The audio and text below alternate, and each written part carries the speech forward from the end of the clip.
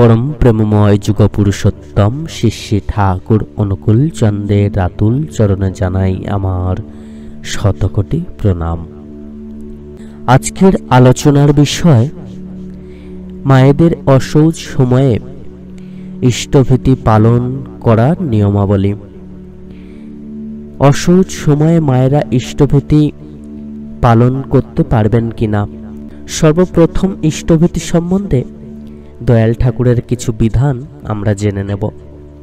এই ইষ্টভীতি অর্থাৎ মঙ্গলের পূজা করা বা ভরণ পোষণ করা কার জন্য করব না, আমরা যাতে আমার মঙ্গল হবে, যাতে আমার সকল পাওয়া হবে, ভগবানের কৃপা লাভ হবে, সেই আমার মঙ্গলার্থে কিন্তু ইষ্টভীতি পালন করতে হবে। আমি যেন মঙ্গলময় জীবনের অধিকারী হয়ে উঠতে পারি। ইষ্টভীতি পালনের মধ্য দিয়ে আমরা সেই পরম মঙ্গলের পূজা করব। শ্রী শ্রী ঠাকুর অনুকূলচন্দ্র বাণী দিলেন, জপ ধ্যান মনে মনে সেবাই মুখে যাজন, যাই করিস না করিস রে তুই ইষ্টভীতি পালন। দুঃখ দৈন্য আপদ বিপদ যখনই যা আসুক, দেখিস কেমন যাবেই উবে, যত যায় না থাকুক। অর্থাৎ তিনি যে নাম ধ্যান যজন যাজন ইষ্টভীতি পালনের কথা বলেছেন, সেগুলি সবকিছুই কিন্তু আমাদেরকে পালন করে চলতে হবে। তিনি বলেন মনে মনে জপ ধ্যান করতে হবে এবং যাজন করতে হবে, মানুষকে সেবা করতে হবে, মানুষের কাছে ঠাকুরের কথা বলতে হবে, যাজন করতে হবে। যত আপনি বেশি করে ঠাকুরের কথা সবাইকে বলতে পারবেন, তত বেশি করে আপনার উন্নতি সাধিত হবে।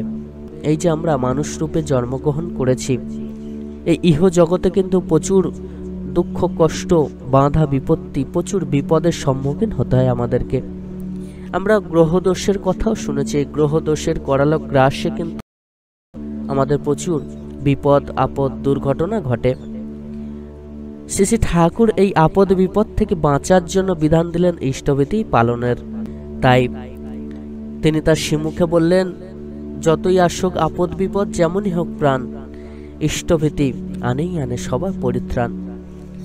এই সকল কিছু থেকে পরিত্রাণ পাওয়ার জন্য আমাদেরকে ইষ্টভীতি পালন করতেই হবে। কেননা গ্রহদোষ কখন হয় কেউ কিন্তু জানে না, কখন যে বিপদ চলে আসে, কখন যে দুর্ঘটনা ঘটে যায় কেউ কিন্তু আমরা বলতে পারি না। আমাদের কর্মফল গুণে সেগুলি ঘটতে থাকে। তো এই কর্মফল গুণে ঘটে থাকা দুর্ঘটনাগুলি, বিপদগুলি আমাদেরকে খণ্ডন করার জন্য ইষ্টভীতি ঠিকভাবে পালন করে চলতে হবে। আপনাকে প্রত্যেক দিন ইষ্টভীতি পালন করতে হবে। ঘর থেকে বার হওয়ার আগে দয়াল ঠাকুরের শ্রীমুখ, তাঁর শ্রীচরণ দর্শন করে তাঁকে প্রণাম করে ইষ্টভীতি করতে হবে এবং সকালবেলা ঘুম থেকে উঠেই নাম ধ্যান ইষ্টভীতি পালন করতে হবে, সময়ে প্রার্থনা করতে হবে। তাহলে দেখবেন সকল বিপদ আপদ দুর্ঘটনা গ্রহদোষ থেকে আপনাকে পরম পিতা স্বয়ং রক্ষা করবেন। শ্রী শ্রী ঠাকুর আরো বললেন, সবচেয়ে তোর বড় ধান্দা ইষ্টভীতি হলে তখন থেকেই দেখতে পাবি জীবন কেমন ফলে।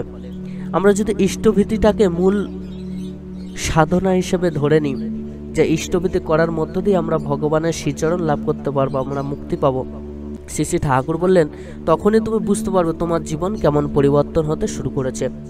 তাই দিন শুরুর আগে নাম ধ্যান ইষ্টভীতি কিন্তু আমাদেরকে পালন করতেই হবে। শ্রী শ্রী ঠাকুর অনুকূলচন্দ্র বাণী দিলেন, হোস না যোগী হোস না ধ্যানী, গোসাই গোবিন্দ যায় না হোস, যজন যাজন ইষ্টভীতি না করলে তুই কিছুই নস। অর্থাৎ আমরা যতই বড় ভক্ত হই না কেন, আমরা যতই গোসাই গোবিন্দ হই না কেন, যতই ঠাকুরের নাম ধ্যান করি না কেন, আমরা যদি ইষ্টভীতি পালন না করি, আমরা যদি মঙ্গলের আরাধনা না করি, আমরা যদি ইষ্টকে কিছু না দিয়ে চলি, তাহলে কিন্তু আমাদের মঙ্গল কখনোই সাধিত হবে না। আমাদেরকে কিন্তু ইষ্টকে কিছু দিতে হবে। তাই ইষ্টভীতি কিন্তু আমাদের পালন করতেই হবে। প্রত্যেকের ভগবান মঙ্গলময় জীবনের অধিকারী হতে, সকল বিপদ কাটাতে, ফাঁড়া কাটাতে ইষ্টভীতি কিন্তু আমাদের পালন করতেই হবে। এবার মূল বিষয় আসা যাক, অসৌচ সময়ে মায়েরা ইষ্টভীতি করতে পারবেন কিনা। শ্রী শ্রী ঠাকুর অনুকূলচন্দ্র বললেন, মনের পবিত্র ভাব নিয়ে ইষ্টভীতি পালন করতে হয়। নিজের দেহ মন যদি পবিত্র থাকে তাহলে ইষ্টভীতি পালন করা যায়। তাই অসৌচ সময়ে ইষ্টভীতি পালন না করাই ভালো, কেননা মনের পবিত্র ভাব কিন্তু এই সময় নষ্ট হয়, মনের পবিত্রতা এই সময় থাকে না। এবং তবে ইষ্টভীতি বন্ধ করবেন না, কাউকে আপনার নামে ইষ্টভীতি করতে বলবেন এবং তেনারা আপনার নাম করে যেন ইষ্টভীতি করেন। ঠিক তেমনি মানুষ যখন অসুস্থ হয়ে বা অসুখে ভোগে একেবারে অপারগ হয়ে পড়েন, তখনও কিন্তু তার নাম করে অন্য কেউ ইষ্টভীতি করে দিতে পারেন।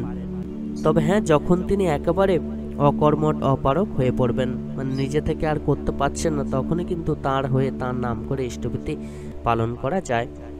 এছাড়া এই অসৌচ সময়ে মায়েরা পূজা অর্চনা করবেন না, ঠাকুরের ভোগ নিবেদন করবেন না, ঠাকুর ঘরে যাবেন না। এই সময় খুব করে শ্রী ঠাকুরের বলা স্বাস্থ্য সদাচার নীতি মেনে চলবেন। আর প্রত্যেককে খুব করে নাম করতে হবে।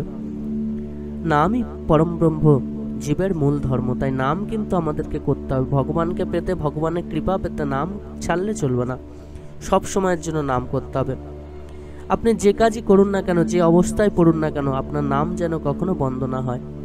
যতদিন আপনি নাম করতে থাকবেন, ততদিন আপনি ভগবানের কৃপা লাভ করতে থাকবেন।